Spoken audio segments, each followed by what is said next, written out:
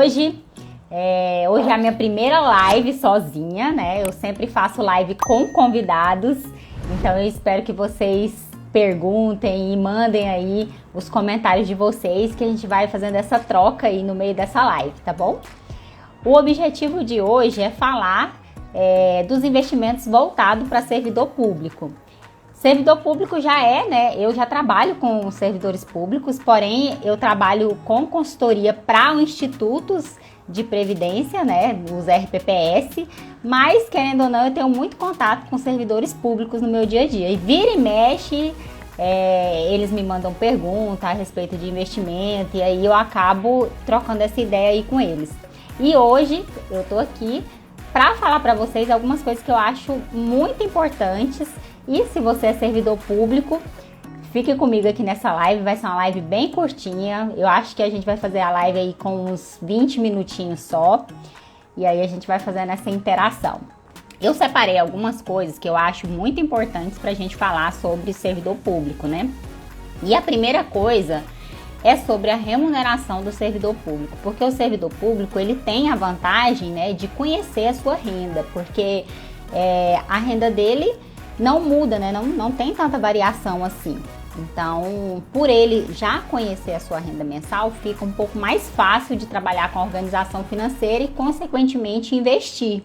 E hoje, né, com as reformas que nós temos aí na Previdência e com as reformas administrativas também, que o pessoal vem falando, né, aí a estabilidade do servidor público está ficando cada vez mais comprometida. E o que acontece, né? O servidor público hoje ele tem um salário ali, né? Principalmente aqueles servidores que já têm um salário um pouco maior. Só que na sua aposentadoria, né, ele não vai conseguir, provavelmente, principalmente os novos ingressantes do serviço público, aposentar com o mesmo salário que ele tem hoje, né? Então é fundamental que o servidor público já comece a ter aí essa visão de montar uma carteira de investimento com foco de realizar os seus objetivos e também de complementar a sua renda na aposentadoria, né? E por que isso é importante? Para não perder o poder de renda mesmo, né? Porque às vezes você acostuma a ter um certo nível de um padrão de vida, né? A palavra que eu estava procurando é o padrão de vida. E aí, quando você aposenta, né, com um valor muito menor, às vezes, do que o valor que você ganha, você não consegue manter esse padrão de vida. Então, os investimentos é muito importante para ser pensado pelo servidor público, né? E aí, uma das coisas que eu trouxe aqui, que eu até anotei para falar para vocês, é sobre o perfil do investidor, né? O que acontece? O servidor público, pelo menos a maioria dos que eu tenho contato, eles são mais voltados para o perfil conservador, né? Então tem muito servidor público que hoje tem o dinheiro na poupança. Eu fui bancária, né, por 10 anos, né? E aí durante todo esse tempo de bancária também, eu atendi muito servidor público, porque eu ficava nos postos de atendimento, nas agências, dentro dos órgãos públicos. E o que eu percebia? Eu percebia que tinham alguns servidores públicos, por exemplo, que deixavam o dinheiro, inclusive, na conta corrente. Ele nem na poupança ele não colocava. Boa noite, Luiz! E aí, com isso, né, com o fato de ser tão conservador, né, com um perfil mais voltado para ser conservador, então ele não consegue aí, né, ter nem a parte da inflação paga, né, na rentabilidade dos investimentos dele. Então é muito importante ter essa diversificação na carteira do servidor público, e isso só é feito através do conhecimento do seu perfil, né, de qual perfil que você tem e quais são os investimentos aí mais adequados para cada perfil, né? Então, no caso, por exemplo, do servidor público, o que eu percebo é que muitos servidores, até por falta de conhecimento financeiro, né, de educação financeira mesmo, eles são muito conservadores, né? E uma coisa também que é importante, eu até soltei hoje uma postagem, depois vocês assistam lá no IGTV, e eu estava comentando sobre a idade, né? Que é um fator muito importante para todo investidor, principalmente para o servidor público, porque quando a pessoa ela já tem uma idade aí um pouco mais próximo da aposentadoria, como por exemplo, está muito próximo de 60 anos, né, alguma coisa assim, então naturalmente o perfil do investidor ele vai se tornando aí, se ele não era, um pouco mais conservador, porque os seus investimentos eles têm que ser um pouco mais voltados para a manutenção do patrimônio e não para a formação do patrimônio. Então é importante todo investidor começar a investir o quanto antes, isso é muito importante, porque quanto mais cedo você começar a investir, você vai conseguir diversificar melhor a sua carteira e ter um pouco mais de rentabilidade com isso. E aí você pode também correr um pouco mais de risco, porque o sobe e desce ali, né, a famosa volatilidade, você vai conseguir aguentar com mais facilidade. E quando a pessoa já está muito próximo da sua aposentadoria, fica mais difícil se recuperar, né, de uma baixa de investimentos. Imagina agora, por exemplo, no coronavírus, né, que foram esses 2 últimos anos aí que nós estamos vivendo. Se você estava próximo de aposentar e aí colocou tudo em renda variável, por exemplo, né? Então, ficou muito comprometido se você colocou tudo, por exemplo, em renda variável. E que geralmente quem faz isso é quem tem um perfil extremamente arrojado. Porque eu sempre falo também que na carteira de uma pessoa, né, na estratégia, quando você monta a sua carteira, você precisa definir ali pelo menos 3 gavetas para você guardar o seu dinheiro, né? Que é ali a reserva de emergência, a outra gaveta que é para realização de sonhos e aquisições, e a terceira gaveta que é pensando na aposentadoria. Nessa primeira gaveta que eu falei para vocês, que é a de emergência, ali você vai colocar os seus investimentos mais conservadores. Então, independente, né, se você for conservador, moderado ou se você é arrojado, todos esses investidores, eles têm em comum que eles têm que ter uma parte da reserva de emergência, né? Eles têm que ter uma parte da carteira que é a reserva de emergência em investimentos conservadores, tá?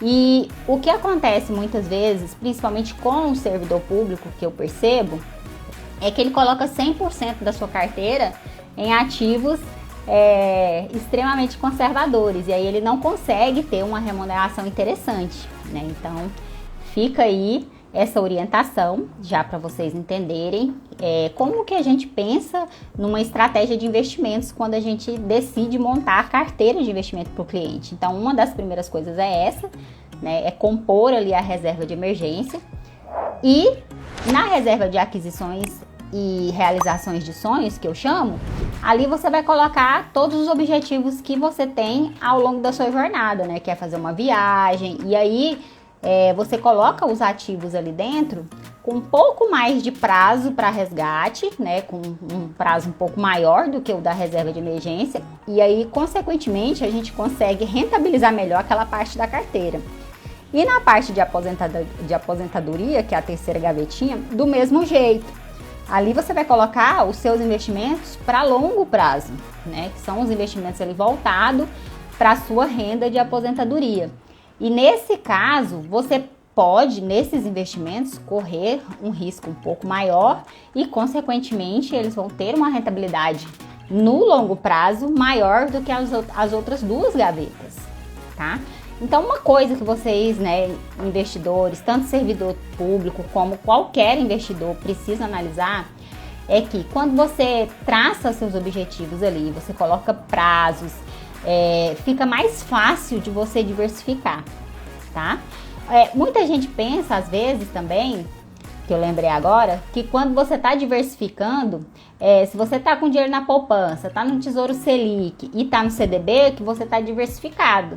Você não está diversificado, basicamente. Por quê? Porque você está colocando tudo ali em ativos de segurança, né? Então, você está diversificando, às vezes, na instituição financeira, em alguma coisa. Mas, no final das contas, você está comprando coisas ali que são com rentabilidade e risco, que a gente fala, muito parecidos, né?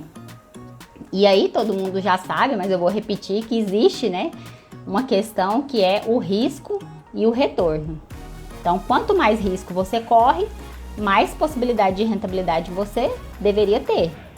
E quanto menos risco você corre, naturalmente, né, você também vai ter uma rentabilidade aí menor, tá? Então, tem alguns detalhes que todo investidor precisa analisar, que são basicamente esses que eu falei para vocês, e tem alguns detalhes que para o servidor público eu percebo que ele é mais comum entre eles, né? Que um deles, por exemplo, é essa parte de ser mais conservador, né? De agora, né, estar buscando uma outra opção de renda para aposentadoria, mas principalmente aqueles que já estão no serviço público há muito tempo, eles tendem a ser mais conservadores, né? Agora a gente vem mudando isso aí através da educação financeira e a gente consegue fazer bons investimentos para servidor público, principalmente porque eles têm conhecimento da sua renda, né? Então fica mais fácil de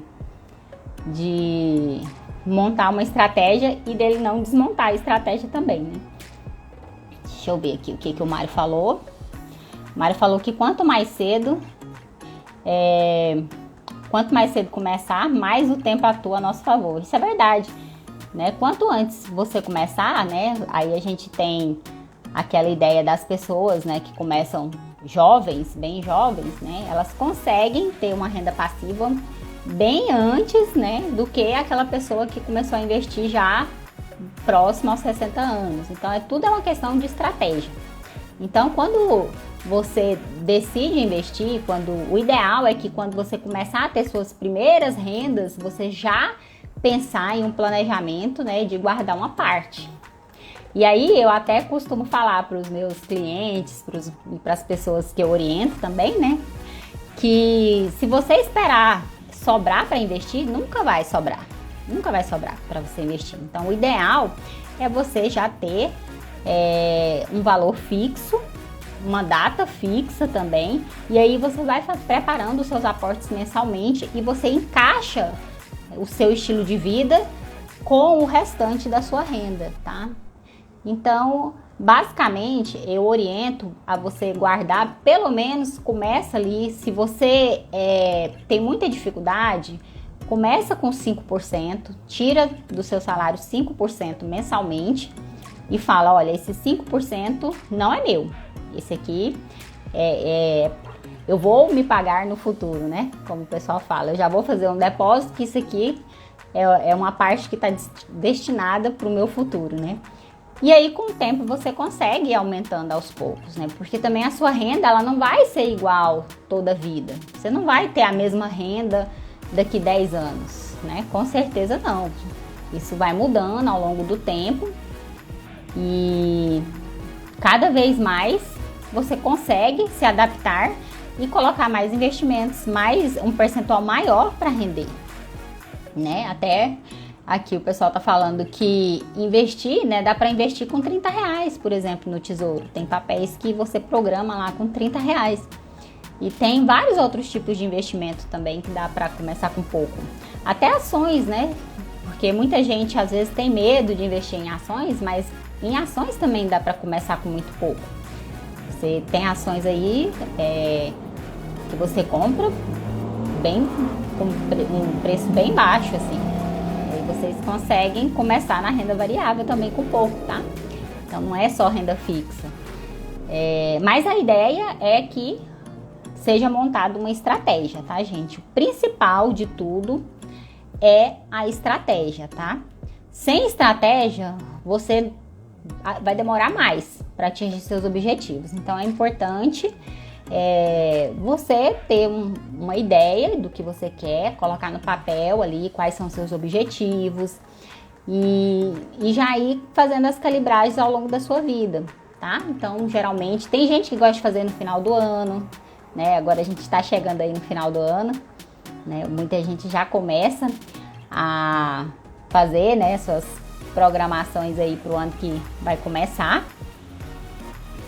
Então, quando você tem, né, essa direção, fica mais fácil, né? Porque, por exemplo, se você tem vontade, você é muito jovem, você quer estudar fora, quer fazer um intercâmbio, por exemplo.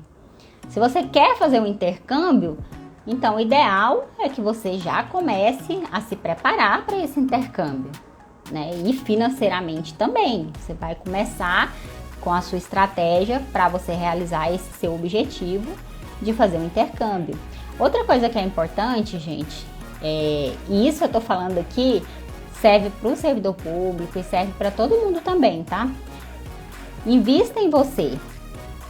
Tira um percentual da sua renda para você investir em conhecimento, tá? Em conhecimento, em estudar alguma coisa que você gosta, alguma coisa que faz sentido para você. E inclua também nos seus estudos a parte financeira, a parte de investimentos, tá? Porque muitas vezes as pessoas só pensam que estudo, né? Que estudar tá ligado à sua profissão. Mas se você quer, por exemplo, ser um médico, se você não tiver a educação financeira, né, não tiver conhecimento, você não vai conseguir lidar com o dinheiro. Então, todo aquele dinheiro que você conseguir ganhar com o seu ofício, você não vai conseguir multiplicá-lo, tá? Então, é importante esse conjunto de tudo isso, né? Que é você trabalhar, poupar e investir, tá?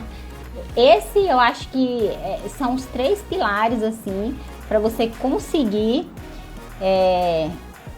ficar tranquilo na sua aposentadoria, viu, gente? Então, é trabalhar, né? Sempre buscar ganhar mais, né? Se aprimorar naquilo que você faz. Depois é poupar, né? Fazer boas escolhas. Como que você faz boas escolhas? Você faz boas escolhas não é comprando aquilo que é ruim. Não é isso. Mas é pesando o que faz sentido para você, o que é importante para você. E aí você vai ver se tem um preço justo para aquilo que faz sentido para você. Isso que é poupar, tá? Então, esqueçam essa ideia de que poupar é comprar tudo do mais barato e do pior, só para economizar, para eu conseguir investir. Por exemplo, tem gente que fala assim, economiza no cafezinho, porque economizando no cafezinho você vai conseguir investir. Mas se o cafezinho faz sentido para você, se o cafezinho é uma parte importante da sua vida, você vai deixar de tomar o cafezinho para fazer um investimento que às vezes não vai... num curto prazo não vai te trazer os benefícios que aquele café traria. Então eu sou a favor de você economizar pagando um preço justo pelas coisas que fazem sentido para você. Então, por exemplo, se você vai fazer uma escolha de comprar uma coisa que você quer muito, né? Poupar é simplesmente você não ter que comprar aquilo todo mês.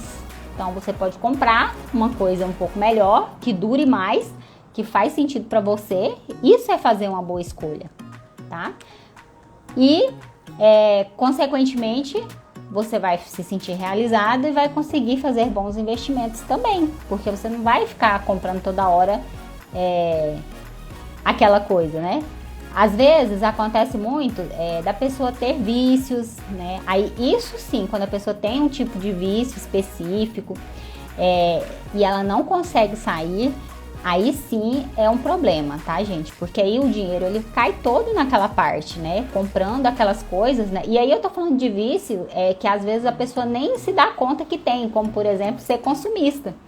Ser consumista, sair no shopping comprando tudo que vê, às vezes pode ser um vício, né? Então as pessoas que têm esse tipo de hábito, assim, elas têm que rever esse hábito também para conseguir investir. E é por isso que tem uma coisa que eu falo muito aqui nesse Instagram e vou repetir de novo para vocês, é que investir é um estilo de vida, tá, gente?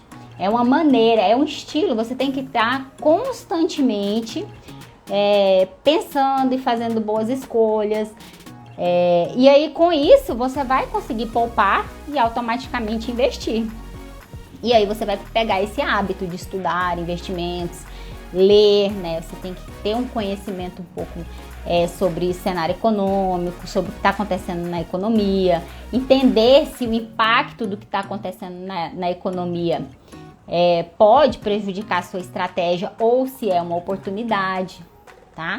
Então tudo isso faz parte do estilo de vida, né, de um investidor.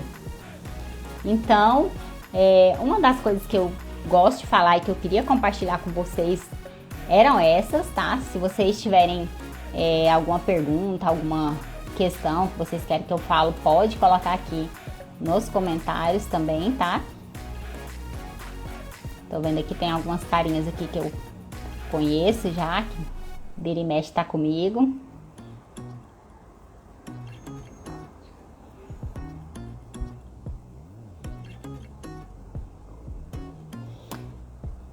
Pois é, tá falando aqui, né, que o ativo base é praticamente o mesmo.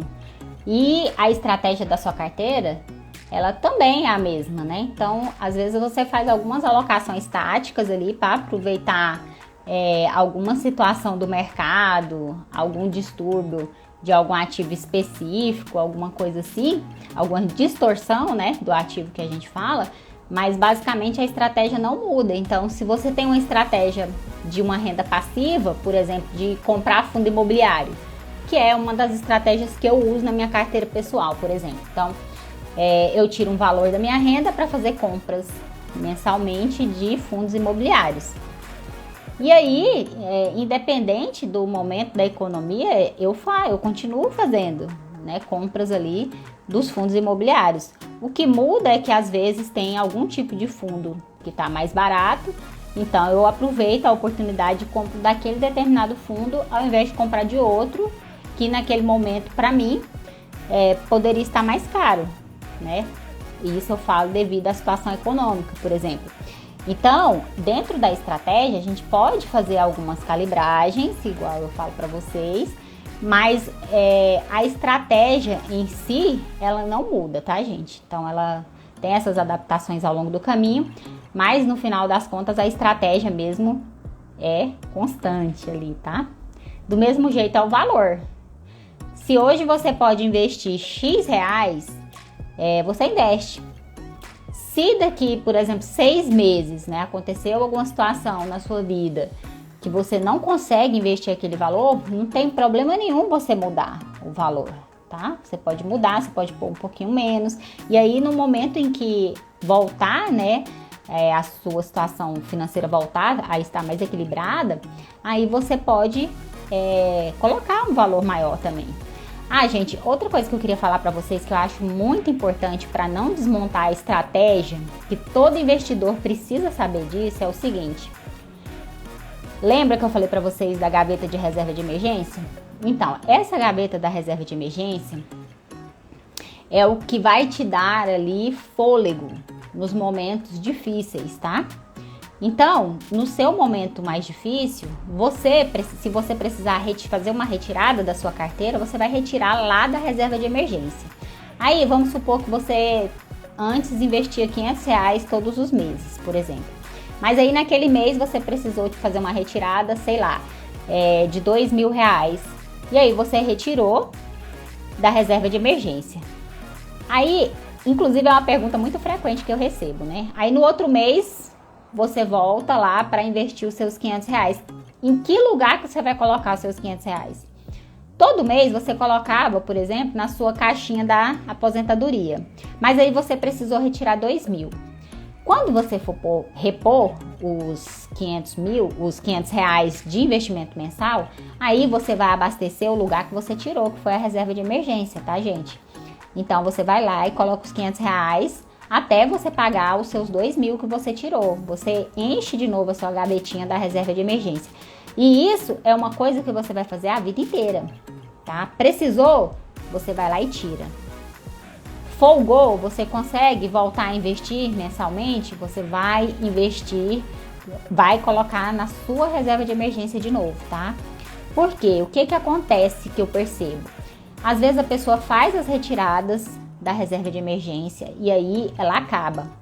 Só que aí a pessoa volta, né, a ter uma remuneração que ela consegue investir de novo mensalmente e ela esquece que tirou o dinheiro da reserva de emergência e começa a colocar, por exemplo, só em renda variável, né? Principalmente se a renda variável estiver num momento interessante, né? Se tiver os ativos ali crescente e tal, a pessoa esquece que ela tirou o dinheiro da reserva de emergência e que ela tem que abastecer de novo, tá?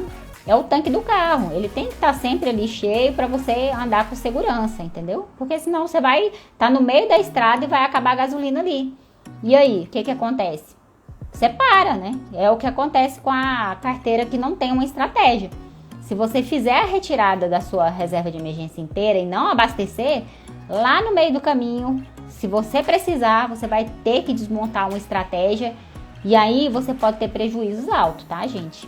Porque se tiver em momentos da economia igual a gente está agora, por exemplo, aí você já pode ter um pouco de prejuízo. Porque se você precisar resgatar o dinheiro do investimento errado em um momento ruim da economia, aí você vai realizar prejuízo, tá bom? Ah, tá. O Luiz está fazendo uma pergunta aqui sobre estratégia. Se estratégia seria diferente de diversificação. A diversificação, ela faz parte da estratégia, tá, Luiz? Então, o que acontece? Tem algumas estratégias, por exemplo, em que a pessoa decide fazer os investimentos mensais e abastecer aquelas 3 gavetas que eu te falei, que é a reserva de emergência, sonhos de aquisições e aposentadoria ao mesmo tempo, por exemplo. Então, o que ela vai fazer? Vamos supor que a pessoa ali tem R$1.000 para investir. Ela pode pôr uma parte, né, na reserva de emergência, ela pode pôr uma parte para trocar de carro, por exemplo, e ela pode pôr uma parte desses R$1.000 voltado para sua aposentadoria. Então, ela vai fazer em 3 tipos de ativos diferentes e ela vai estar diversificada dessa forma também, tá? E tem também estratégias que você não precisa diversificar.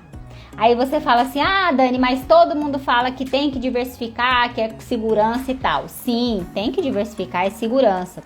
Mas se você ainda não tem nada da sua reserva de emergência e a sua prioridade é para se proteger de emergência, você não precisa diversificar em tantos ativos, porque aí você vai estar, de repente, correndo riscos, mesmo diversificando, mas riscos desnecessários para o seu objetivo. Não sei se vocês conseguiram entender essa diferença da estratégia com a diversificação. Então, por exemplo, eu tenho um cliente que nunca investiu nada, por exemplo, e que a prioridade é ter uma reserva de emergência. Esse cliente virou para mim e falou assim, olha, no coronavírus eu passei necessidade porque eu não tinha nada, né? Era empreendedor, tinha loja e tal. E hoje o meu objetivo é ter uma reserva de emergência. Eu preciso de dinheiro ali, eu percebi que eu preciso de dinheiro porque eu preciso ter uma reserva de emergência. E ele tem uma renda interessante, tá? A renda dele não é pequena, ele tem uma renda ali interessante que dá para fazer aportes grandes. Então, esses aportes, o foco nesse primeiro momento, até ele conseguir ali uma renda X, que a gente calculou e falou, né, que é uma renda adequada, ele não precisa diversificar tanto, né? Ele vai colocar ali, no máximo, em CDB e Selic, mas aí ele não está diversificando o papel, porque é mais ou menos a mesma coisa. Ele está só diversificando instituição, que aí ele quer colocar um pouco no banco e um pouco em corretora, por exemplo. Então, existe essa estratégia que pode ser feita com menos diversificação, tá? Então, existe. Agora, por exemplo, quando a pessoa investe em renda variável, né, é um investidor ali arrojado, né, que tem um percentual da carteira em renda variável, aí esse percentual da renda variável é bem interessante a gente fazer algumas diversificações, tá? E aí, diversificação Gente, diversificação é uma coisa que dá uma live. Tem muita coisa interessante para falar sobre isso, muita coisa. Porque, por exemplo, na bolsa, quando você vai diversificar, é interessante que você diversifique setores também dentro da bolsa. Então, vamos supor que você compra banco, né? Se você está na renda variável, você quer comprar ações de um banco. Se você compra ali 3 ações diferentes, de bancos diferentes, você praticamente não diversificou, porque você está tomado tudo em banco. Vocês entendem sobre essa colocação que eu estou falando para vocês? Então, o investidor às vezes tem uma ilusão, de estar diversificando, quando na verdade não está. E por que que isso não é uma diversificação? Porque quando uma ação de banco cai, geralmente cai as outras também, tá? Existem essa ligação, né? Que é uma correlação que a gente chama, tecnicamente falando. Então, é importante o investidor ficar atento, né? Então, por exemplo, se ele quer fazer uma diversificação ali, ele colocar algumas ações voltadas para dolarizada, por exemplo, é uma diversificação, algumas do varejo, e aí ele pode fazer uma mistura, né, ali dentro. E na renda fixa, a gente também tem como fazer algum tipo de diversificação também naquela gaveta, por exemplo, de realização de sonhos e aquisições, né? Tem papéis do Tesouro, por exemplo, que são mais longos, que dependendo do objetivo da pessoa faz muito sentido colocar na carteira dela. E tem momentos da economia também interessantes, né? Que aí você coloca ali, mas com o intuito de não resgatar antes, tá? Porque se você resgata antes, no caso do Tesouro, você tá ali sujeito à marcação a mercado. E aí pode acontecer de ter momentos ruins. Por isso que quando eu coloco na estratégia de alguém Tesouro, 2026, por exemplo, tô dando um exemplo aqui aleatório, tá? Ou 2035, já tive cliente que eu indiquei, porque faz parte da estratégia dele e ele tem que ter ali uma reserva de emergência, que é para ele não ficar resgatando desses outros ativos aí em momentos que não são interessantes como agora, ou que pelo menos ele tem um fôlego para aguentar passar essa parte, né, esses momentos, e depois ele conseguir fazer os resgates tranquilos aí. E aí, gente? Só eu que falo aqui, né? Manda mais pergunta aí, vocês.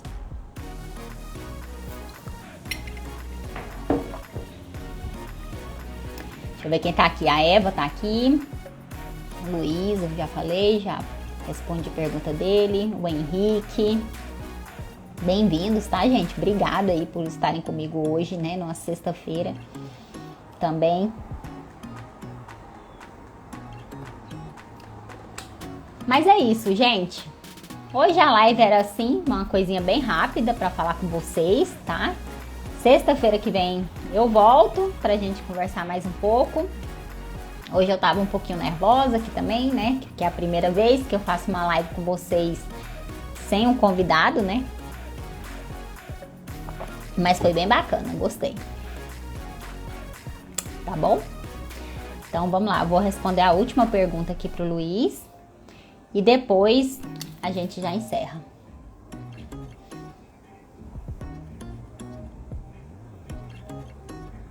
Quando conseguir atingir a minha reserva de emergência, seria bacana dentro de uma estratégia começar a pensar em FIIs? Eu gosto de fundos imobiliários, tá, Luiz? Porque o fundo imobiliário, ele é renda variável, tá? Então ele tá sujeito à volatilidade também. Mas eu gosto muito da ideia da renda passiva através de dividendos, viu? Então, você começar a montar uma carteira de fundos imobiliários é interessante, desde que você não tenha necessidade de desmontar a estratégia, tá bom? Hoje, inclusive, eu tenho uma parte da minha renda passiva, grande parte, na verdade, vem de fundos imobiliários, tá? E é aquele negócio, é não ter pressa, tá? Porque no começo vai ser um pouco sem sal investir em fundo imobiliário, tá? Por quê? Porque o fundo imobiliário, ele não tem tanto ganho no valor do fundo. Então, quando você compra o fundo, por exemplo, dificilmente ele vai ter um aumento muito grande, né? Às vezes ele tem uma variação, mas é uma variação aceitável, assim, né? Para renda variável.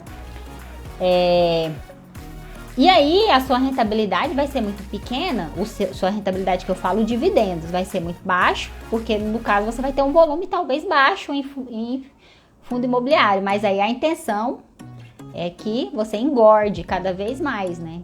E aí a partir do momento que você vai montando a sua estratégia, colocando mais, reaplicando talvez os dividendos, juntando mais recurso ali, aí a sua renda passiva também vai ficar mais interessante. É isso que você falou, para o longo prazo é bem interessante, tá? As ações, elas são mais emocionantes, no sentido de você ganhar também na valorização, né? Então, além de dividendos, só que nas ações não são mensais, no fundo imobiliário, o que me agrada muito é que são mensais, né? Os dividendos. E aí, nas ações, de vez em quando, a gente tem, né, ao longo do ano, dividendos bem interessantes, né? Como, por exemplo, das ações da Petrobras esse ano, que veio dividendos legais, interessantes. Mas aí eu gosto de ações pensando, por exemplo, na valorização, tá? Não voltada tanto assim para pensar em dividendos. Mas isso aí é uma questão também da educação financeira, porque você vai percebendo também aquilo que faz sentido para você, tá? Então, se você está começando a pensar em fundo imobiliário, começa a ler mais sobre isso. Tem o professor Baroni, por exemplo, que eu gosto muito. Ele é da Suno, ele tem muito conteúdo interessante para quem está começando a investir em fundo imobiliário. Vale a pena seguir, porque vai dar aí uma clareza para você fazer boas escolhas, tá bom? Oi, Letícia, um abraço para você também, viu? E é longo prazo, é isso mesmo, tá, Luiz? Renda variável, em geral, gente, é longo prazo, tá? Ó, renda variável é longo prazo, título público longo também é longo prazo, tá bom? Pense nesses aí como longo prazo, tá? O que é curto prazo? Só para vocês entenderem. Curto prazo basicamente são ativos para sua reserva de emergência. E aí tem 4 ativos. Eu acho que todo mundo já cansou de ouvir falar desses 4 ativos para reserva de emergência. E eu vou falar na ordem que eu gosto de investir e que eu oriento também os clientes, tá? Pessoa física, que é CDB. CDB eu considero a primeira opção, tá? Aí hoje em dia, praticamente todos os CDBs pagam ali pelo menos 100% do DI ou mais. Então é importante você ficar atento a qual percentual do DI que ele paga, tá? Pra ficar mais interessante para você. Depois do CDB, o Tesouro Selic, eu gosto. Depois do Tesouro Selic, tem os fundos de renda fixa simples também, que são interessantes. E por último, a poupança, tá bom?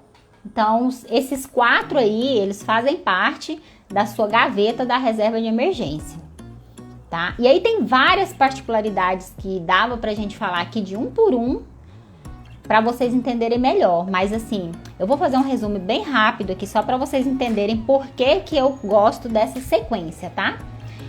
O CDB, eu acho interessante porque você encontra em qualquer lugar. Então, não é todo mundo, por exemplo, né, embora a gente fale de educação financeira e tudo, mas não é todo mundo ainda que se sente confortável para abrir uma conta em uma corretora, tá? Essa é a realidade, tá, gente? Não é todo mundo ainda que se sente confortável. Então, para essas pessoas, eu não obrigo essa pessoa a abrir uma conta numa corretora. Aí eu indico, por exemplo, para ela começar a experimentar outro tipo de coisa que não seja poupança, eu indico o CDB, por exemplo. Tá? CDBs aí que paguem pelo menos 100% do DI. Aí, dentro do CDB, é importante olhar mais outro fator também, que é a liquidez diária, tá? Para a reserva de emergência, ele precisa ter liquidez diária, tá? O que é liquidez diária? Você conseguir tirar o seu dinheiro a qualquer momento. Então, amanhã, se você precisar do seu dinheiro, você pode pedir um resgate que vai entrar na sua conta. Isso é liquidez diária. Tem muitos CDBs no mercado que estão pagando aí 200% do CDI, 220% que eu já vi, ou alguma coisa próxima a isso, e estão pedindo 3 meses de carência, ou mais. Então, o que você precisa observar, por exemplo, nesse tipo de CDB? Esse tipo de CDB, com carência, você não vai poder ficar resgatando ali, por exemplo, precisou amanhã, você vai lá e tira o dinheiro e entra na sua conta. Não vai acontecer isso, tá? Ele fica travado ali pelo tempo que você escolheu, né? Na hora que você comprou, né? Na hora que você investiu naquele ativo, tá bom?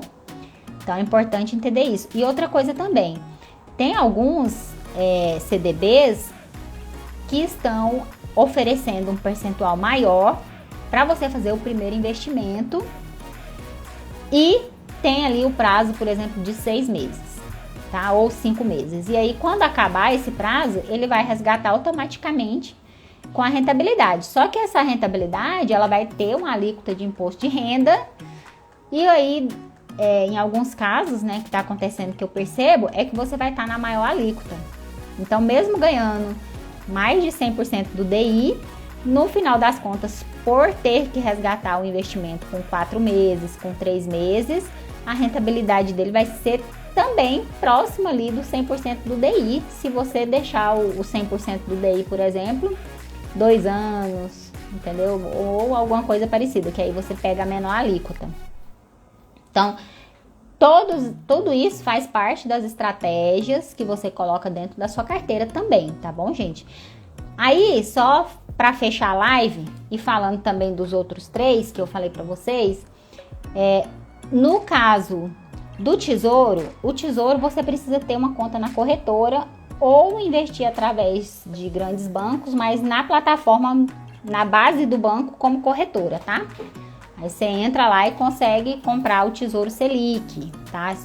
Para reserva de emergência é só o Tesouro Selic, tá bom, gente? Os outros tesouros não entram nesse requisito aí de reserva de emergência, tá?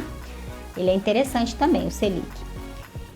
E o fundo de renda simples, né, de renda fixa simples, o único cuidado, né, o maior cuidado que você tem que ter é a taxa de administração, porque a taxa de administração, se for muito alta, né, ela vai pegar um pouco da sua rentabilidade, então não é interessante. Mas hoje muitos bancos aí, corretoras, já oferecem com a taxa de administração zerada, tá? Mas é bom ficar atento, porque vai que isso aí muda a qualquer momento, então é bom ficar atento nessa questão também, tá bom? E a poupança é uma reserva de emergência.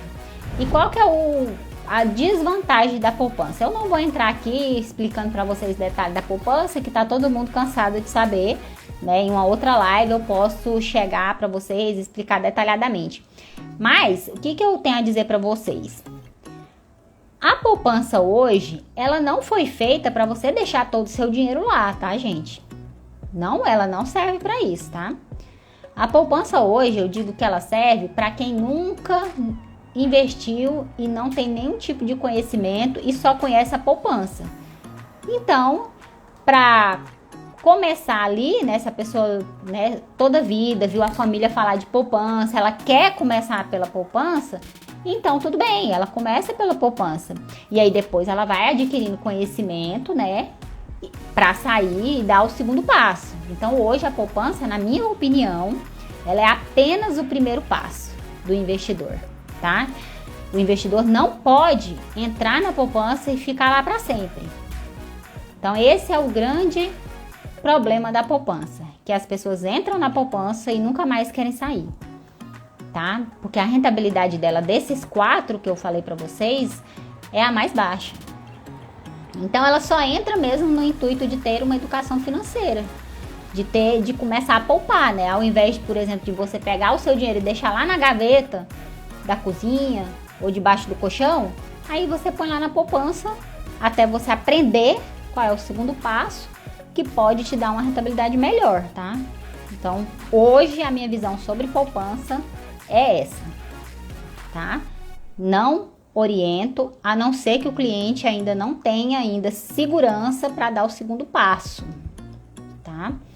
Então, hoje, a poupança, ela tem essas regras dela que remuneram um pouco menos do que os outros investimentos, mas, como a gente sabe, né, o governo pode mudar isso a qualquer momento, né? E já teve épocas no passado, muito antigamente, que poupança era interessante. Então, a gente vem com essa cultura, né, que a gente trouxe lá dos pais, dos avós, de que poupança é bom. Era isso, naquela época talvez era bom. Mas hoje a gente tem outras opções, tá bom? Então é isso, gente. Foi legal o bate-papo, gostei. No finalzinho agora eu tava mais soltinha com vocês, né? Tô vendo aqui que vocês entraram. Um abraço para todo mundo que participou. Oi, Lindeime. Um abraço para todos vocês, então. E depois a gente monta outro bate-papo aí. Espero que vocês tenham gostado, tá bom? Até mais, pessoal. Um abraço.